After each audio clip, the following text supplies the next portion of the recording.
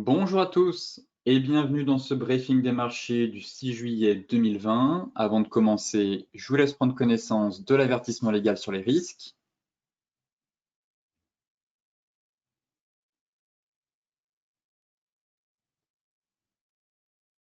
Et tout de suite, direction les marchés avec les bourses européennes qui ont reculé vendredi, les investisseurs prenant leurs bénéfices dans un contexte sanitaire anxiogène et en l'absence de Wall Street.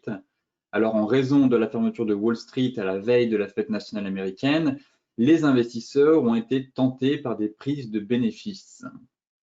Alors que la première vague épidémique a été maîtrisée en Europe où les mesures de confinement sont levées, on constate que la pandémie accélère, notamment aux États-Unis, faisant craindre des effets pernicieux sur la reprise économique et sur l'emploi. Depuis quelques semaines, les marchés suivent une tendance positive et semblent se caler sur une sortie de crise économique rapide, restant bien évidemment convaincus que les banques centrales continueront d'injecter massivement des liquidités pour surmonter le trou d'air provoqué par la pandémie. Toutefois, ce matin, les bourses évoluent en nette hausse en début de séance, profitant à plein de l'élan donné au marché d'actions par l'envolée des marchés chinois face à la perspective d'un rebond de l'activité économique et du maintien de soutien monétaire et budgétaire massif qui l'emporte sur les risques liés à la pandémie de coronavirus. Alors effectivement, en Chine, l'indice CSI 300 des principales capitalisations du pays a clôturé sur un bond de quasiment 5,7% au plus haut depuis juin 2015. Et à la bourse de Shanghai, l'indice SSE Composite a pris, lui, 5,71% au plus haut depuis avril 2019. Enfin, en Europe, le gouverneur de la Banque de France a déclaré dimanche que l'économie française semblait rebondir au moins aussi vite et peut-être plus vite encore que prévu initialement. Côté macro, ici nous avons un graphique du taux 10 ans US versus le gold. On constate qu'ils évoluent quand même en tandem. Donc pour celles et ceux qui sont sur le gold, eh bien, ce graphique met en perspective les taux réels, on va dire négatifs sur 10 ans aux États-Unis, puisque c'est le rendement du taux 10 ans moins l'inflation, donc retraité de l'inflation, qui devrait continuer à soutenir l'or. Donc effectivement, ici on a un graphique du taux 10 ans inversé, retraité de l'inflation, et on constate que plus les taux diminuent, et plus le cours de l'or, lui, continue de progresser et on a vraiment une évolution en tandem entre le taux 10 ans et le cours de l'or. Ainsi, face aux perspectives, on va dire, économiques et surtout à la monétisation de la dette et aux politiques monétaires assez aberrantes des banques centrales, voire l'hypothèse de taux d'intérêt négatif à moyen long terme, eh bien forcément le gold a clairement le vent en poupe et devrait continuer de progresser, je pense, durant les prochaines semaines, mais surtout durant les prochains mois, pour voir même inscrire potentiellement un nouveau record historique au-dessus des 2000 $. Mais encore une fois, ce graphique montre très clairement que les fondamentaux comme le technique eh bien, plaident pour une poursuite de la hausse du cours de l'or. Ici, c'est un graphique concernant le bull run actuel sur l'ensemble des marchés. Alors, c'est le pourcentage des 40 principales bourses mondiales en bull market. Donc, actuellement, 95% des 40 principales bourses mondiales sont en bull market. Donc là, ce graphique se caractérise par une hausse supérieure à 20% depuis les plus bas sur un an. Et on constate quand même qu'on assiste à un rebond. Je ne sais même pas si on peut parler de rebond, mais de véritable bull market actuellement sur l'ensemble des bourses mondiales, malgré une récession historique. Et que en tête, nous avons l'Argentine, la Russie et l'Indonésie sur le podium. L'Allemagne, malgré les déboires avec Wirecard, se situe quand même avec un rebond de quasiment plus de 50%. La France, elle, un peu à la traîne, avec 39 et les US 40. Toutefois, le Nasdaq, lui, enregistre quand même, le Nasdaq Composite enregistre quand même un rebond de plus de 50%. Mais encore une fois, ce graphique permet de prendre du recul sur la situation actuelle économique et de constater que bien, les injections de liquidités ont permis un rebond très clairement ascensionnel et fulgurant sur l'ensemble des bourses mondiales.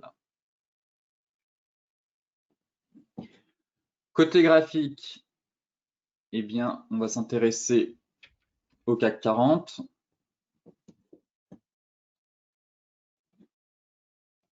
Qui a très clairement ouvert en hausse ce matin suite à l'euphorie sur la séance asiatique. Alors, où en sommes-nous techniquement?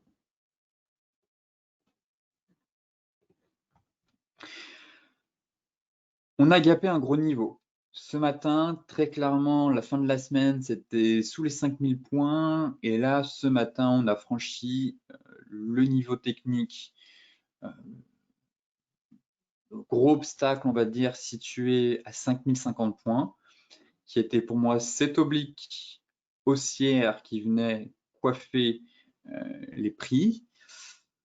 Et cette zone de polarité, surtout située à 5050 points. Donc là, si ça tient, clairement, on a gapé un gros niveau. Pour rappel, on a eu une sortie de triangle. Et donc là, je ne vois pas de gros obstacles, en tout cas, pour rejoindre les 5250 points. Ça, c'est en hebdomadaire. Alors, en daily, effectivement, sortie de triangle la semaine dernière. On a calé sous les 5050 points, qui était quand même l'ancienne borne haute de ce range durant la mi-juin.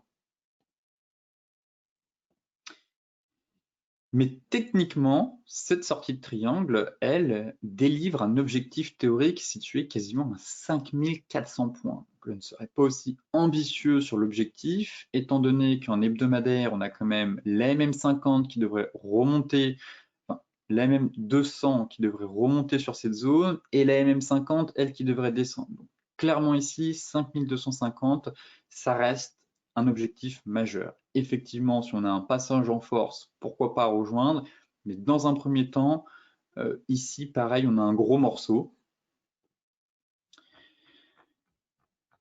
Alors, est-ce que le flux va prendre maintenant? On a eu quand même un gros gap haussier et pour le moment, le flux, lui, ne démarre pas.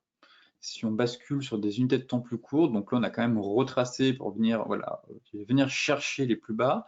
Donc, flux haussier tant qu'on reste au-dessus des 5050 points. Si on repasse sous les 5050 points, là, attention, danger. Mais effectivement, si on constate depuis ce matin l'ouverture, énorme gap haussier et derrière, les acheteurs n'ont pas réussi à garder la dynamique. Alors, pullback sur les anciens plus hauts,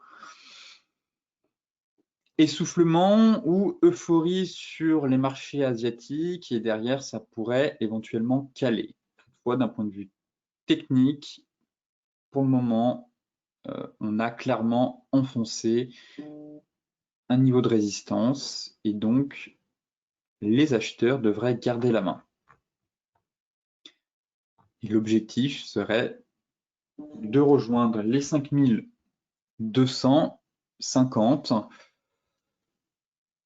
5200, les anciens plus hauts, et les 5250. Par contre, prudence, si effectivement le marché s'essouffle très rapidement suite à la séance euphorique sur les marchés asiatiques et que l'on repasse sous les 5050 points. Pour moi, c'est le pivot de la semaine. À noter, c'est 5050. Concernant le DAX,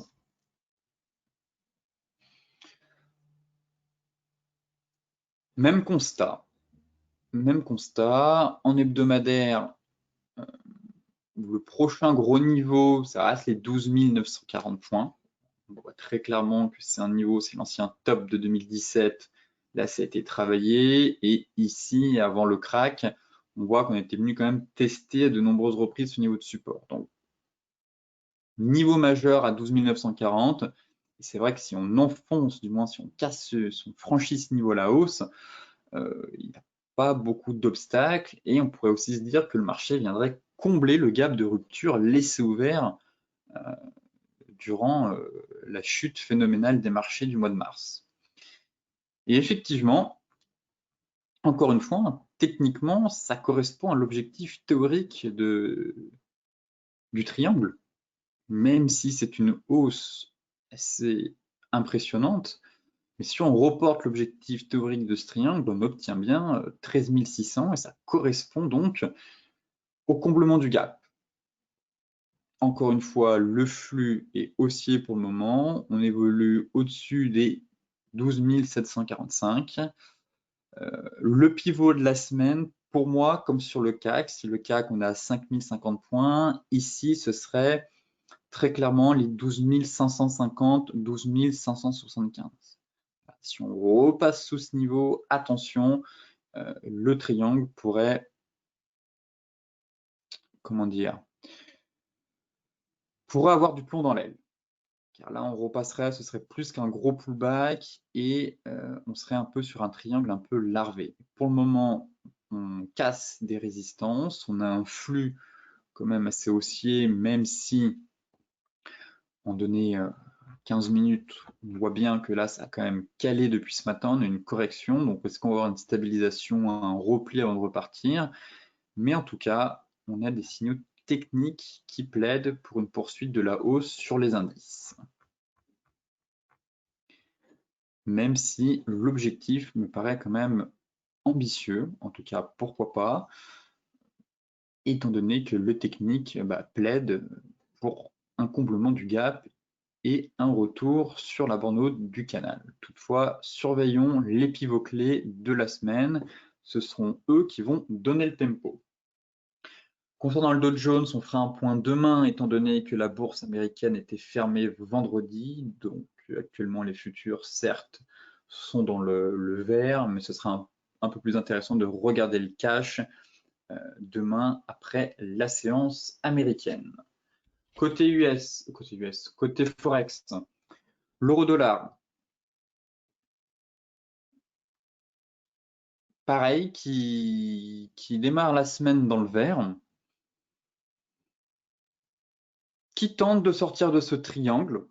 Alors, signal technique ou piège haussier, je vous avoue que je préférais avoir une confirmation d'une cassure de cet oblique et de la MM200 pour affirmer une poursuite du flux haussier en direction des niveaux de résistance, à savoir 1,14,6, 1,15,30.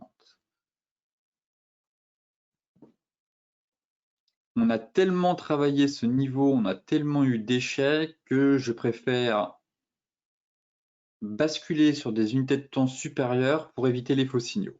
Voilà.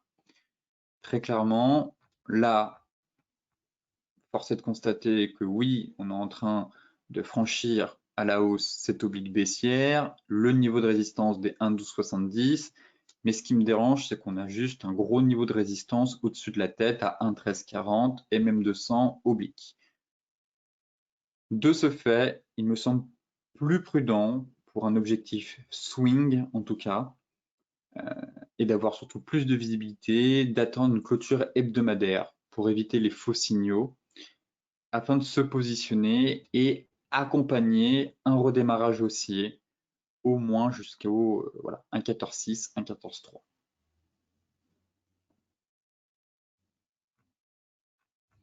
Et en données 4 heures, pour le moment, bon, peut-être cette sortie de range ici, on peut avoir une sortie de range.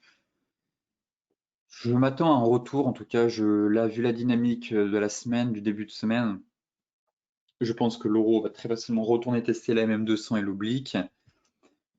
Mais pour moi, c'est la zone chaude. C'est le niveau qu'on travaille depuis plus de 5 semaines. On n'a jamais réussi à le franchir, sauf sur mèche, mais à chaque fois, eh bien, ça les vendeurs se manifestent et sortent du bois. Donc, par mesure de sécurité, il est préférable d'attendre une clôture au-dessus de cette zone. L'euro GBP qui rebondit sur la zone de polarité, donc toujours on reste en hebdomadaire pour cadrer le plan sur cette paire. Alors, toujours dans le range, hein, compris entre 0,83 et 0,9320, 0,93 à peu près. Donc range hebdomadaire de long terme, tentative d'une rotation partielle pour rallier la borne haute, et en daily, prise d'appui sur zone de polarité, borne basse du canal avec avalement. Donc là, pour le moment, on pourrait assister, en fait, on avait cette droite de tendance haussière, et ce canal, depuis le milieu de range, qui permettait de cadrer la dynamique des prix, et là, les prix sont venus tester, travailler notre zone de polarité et la borne basse pour tenter un redémarrage en direction des 0,9250. Effectivement, on pourra assister à des oscillations à l'intérieur du canal, et tant que les prix n'enfoncent pas la borne basse du canal, eh bien, les acheteurs gardent la main. Voilà. Seul un franchissement à la baisse enverrait un signal d'essoufflement de la tendance. Pour le moment, en tout cas, on a vraiment pris appui sur un gros niveau de support, et tant qu'on n'enfonce pas de ce niveau, eh bien, les perspectives sont plutôt haussières pour la paire. En données 4 heures,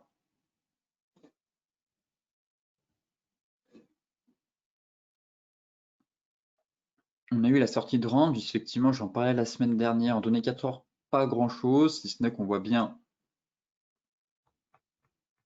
le redémarrage. On avait la divergence ici qui a parfaitement fonctionné la semaine dernière, en fin de semaine, sortie de range, donc redémarrage un peu en sous-coupe. On a l'impression, hop, ça remonte.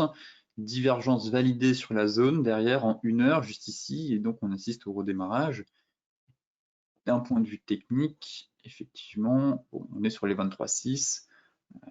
Pour les traders intraday, en tout cas, l'objectif serait vers les 0,91.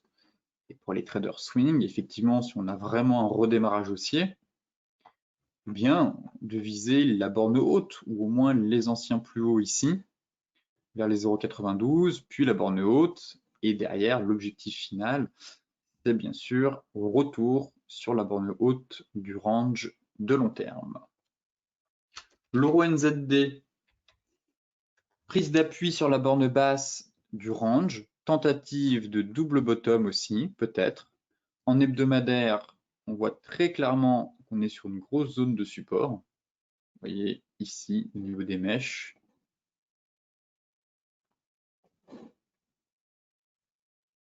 Voilà, on voit très clairement ici qu'on est sur un gros niveau de support hebdomadaire. On a marqué une pause, du moins on était en pleine chute, pleine dégringolade, et ici on a en tout cas semblé trouver un point bas. Ici, de nouveau, on reteste ce niveau de support. Donc, 2 scénarios à venir sur cette paire. Soit, encore une fois, trading range et ping-pong entre les deux bornes. Soit tentative de double bottom si on retourne et qu'on casse la M50. Dans ce cas-là, double bottom, inversement de la tendance et redémarrage haussier en direction des 1,74, 1,79 50, puis 1,82,55. Alors effectivement, la semaine dernière, on évoquait dans les stratégies bourse ce triangle. Donc on a une sortie de triangle par le bas.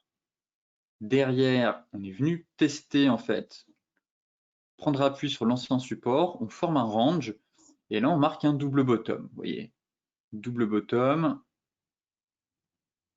et quasiment très légère divergence. Elle n'est pas très grande, mais elle suffit. Toute petite divergence vraiment ici. Voilà. 4 heures sur borne basse avec tentative de double bottom en 1 heure. Donc là, pareil, très légère divergence ici, vraiment toute petite qu'on avait ici. Et là, beau double bottom, pardon, qui confirme bien une tentative de redémarrage haussier. Donc, dans ce cas-là, première hypothèse, c'est un trading range. Donc, un retour sur le point d'équilibre vers les 1,74. 2, si ça casse, eh bien, borne haute. Et ici, soit surveiller un chandelier de retournement, soit en cas de cassure, eh bien, confirmation d'un double bottom. Et dans ce cas-là, retour en direction des 1,79 et pourquoi pas 1,82 à moyen long terme. Les matières premières avec le gold, pas grand-chose à dire sur le gold, si ce n'est que ça se stabilise. À long terme, c'est relativement haussier, comme vous avez pu le voir dans la partie macro en début d'émission. Mais pour le moment, le gold se cherche à très court terme. Voilà, on a atteint notre gros niveau technique. Notre zone de résistance majeure, 1800 quasiment, on est venu chercher les 1790. C'est une grosse zone qui fait à peu près 10 $. 1790, 1800, mais 1800 c'est un niveau psychologique et c'est un prix rond. Donc pour moi, ce sera le niveau à franchir pour espérer plus de hausse et un nouveau plus haut historique d'ici les prochains mois. En attendant, à très court terme, compliqué de voir des grosses opportunités sur le gold. J'entrevois plutôt une phase de consolidation maintenant au cours des prochains jours. Voilà. Et donc, le pivot à surveiller, bien évidemment, pour les acheteurs, ce serait le franchissement des 1008. Et inversement, ce serait les 1750, où là, oui, on pourrait avoir un repli, et ce serait dommage que le gold ne réussisse pas à tenir ce niveau. Mais entre ces deux niveaux, eh bien, j'ai envie de dire indécision, consolidation, phase de latéralisation dans l'attente d'une cassure d'un des deux niveaux pour donner le tempo, afin de donner le tempo pour les prochains jours. Le Brent, sur la borne haute du triangle, ici on est en train de travailler le triangle ascendant.